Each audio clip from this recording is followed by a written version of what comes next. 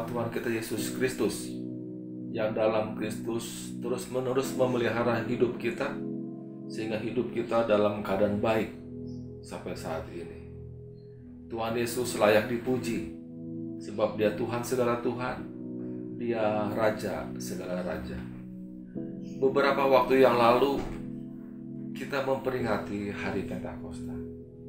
Pentakosta adalah menempatkan Allah di dalam pusat kehidupan kita. Pentakosta adalah Roh Kudus datang memberikan kehidupan kepada kita. Dia datang memberikan kekuatan supaya kita bisa menyembah Tuhan. Kita bisa bekerja di dalam Tuhan dan kita hidup di dalam kuasa Tuhan. Ketika kita lahir baru, Roh Kudus datang menginsafkan kita dan membawa kita datang kepada Yesus. Ketika Pentakosta, Yesus datang mengurapi kita dengan Roh Kudus. Dia datang memenuhi hidup kita dengan Roh Kudus. Sejak saat itu, hidup kita berubah. Segala sesuatu yang kita kerjakan, semuanya berlandaskan spiritual, termasuk pikiran kita. Roh Kudus dan Alkitab mentransformasi pikiran kita. Nah, Bapak Ibu, di dalam Roma 7 ayat 25, Paulus berkata, "Jadi dengan akal budiku, aku melayani hukum Allah." Jadi untuk melayani Tuhan, kita harus memakai akal budi kita. Kita harus memakai pikiran kita. Kita tahu bahwa pikiran kita itu menentukan arah hidup kita, menentukan jalan hidup kita, menentukan bagaimana kita memutuskan setiap persoalan. Bahkan melalui pikiran kita, kita menilai diri kita dengan sesama kita. Betapa pentingnya pikiran kita akhir-akhir ini. Sebab di zaman sekarang banyak penyesatan.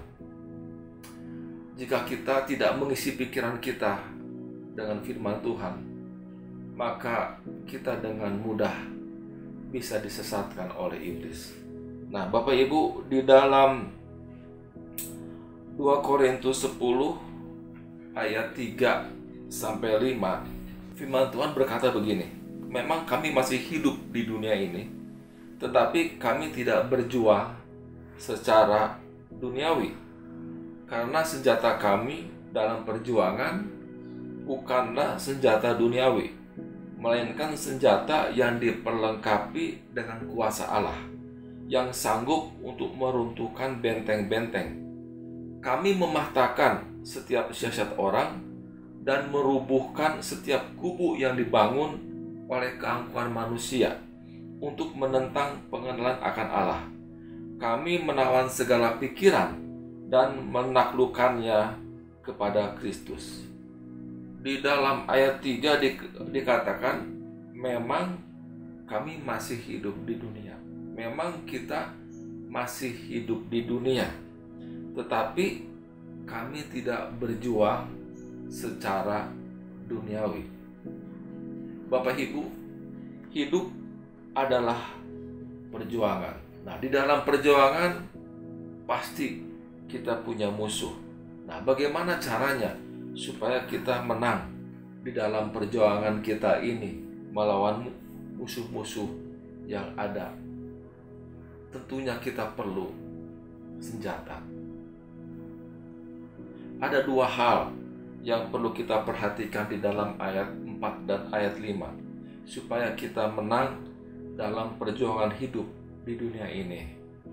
Di dalam ayat 4 tadi dikatakan, "Karena senjata kami dalam perjuangan bukanlah senjata duniawi, melainkan senjata yang diperlengkapi dengan kuasa Allah."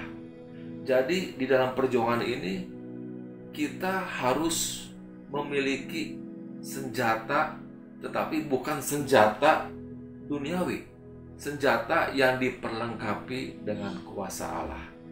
Apa itu senjata yang diperlengkapi dengan kuasa Allah? Yaitu Roh Kudus. Sejak Tuhan Yesus mengurapi kita dengan Roh Kudus, sejak saat itu Roh Kudus diam di dalam hidup kita untuk selama-lamanya. Di dalam Roma 13 ayat 14 dikatakan, tetapi kenakanlah Tuhan Yesus Kristus sebagai perlengkapan senjata terang, dan janganlah merawat tubuhmu untuk memuaskan keinginannya. Jadi di dalam ayat 4 ini kita tahu bahwa kita punya senjata yang diperlengkapi dengan kuasa Allah, yaitu kita punya Yesus Kristus, kita punya Roh Kudus di dalam hidup kita. Itu adalah senjata yang diperlengkapi dengan kuasa Allah. Itu yang pertama.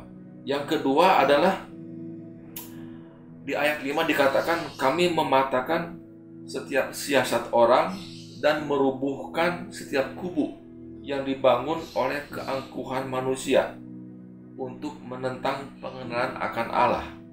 Kami menawan segala pikiran dan menaklukkannya kepada Kristus. Hal yang kedua, yaitu kita harus menawan pikiran dan menaklukkannya kepada Kristus. Artinya kita tidak mengandalkan pikiran kita sendiri, tapi kita harus menaklukkan pikiran kita kepada Kristus, yaitu kepada firman Allah. Andalkan firman Allah, andalkan Alkitab dalam setiap langkah hidup kita. Baca firman Tuhan setiap hari, renungkan firman Tuhan setiap hari. Jadilah pelaku firman Tuhan di dalam hidup kita. Jadi Bapak Ibu, dari ayat 45 ini kita bisa mengerti bahwa untuk menang dalam perjuangan di dalam dunia ini, kita harus mengandalkan Roh Kudus dan pakai nama Yesus sebagai senjata terang kita. Kemudian pakai prinsip-prinsip firman Tuhan dalam menjalankan kehidupan kita. Tuhan Yesus memberkati.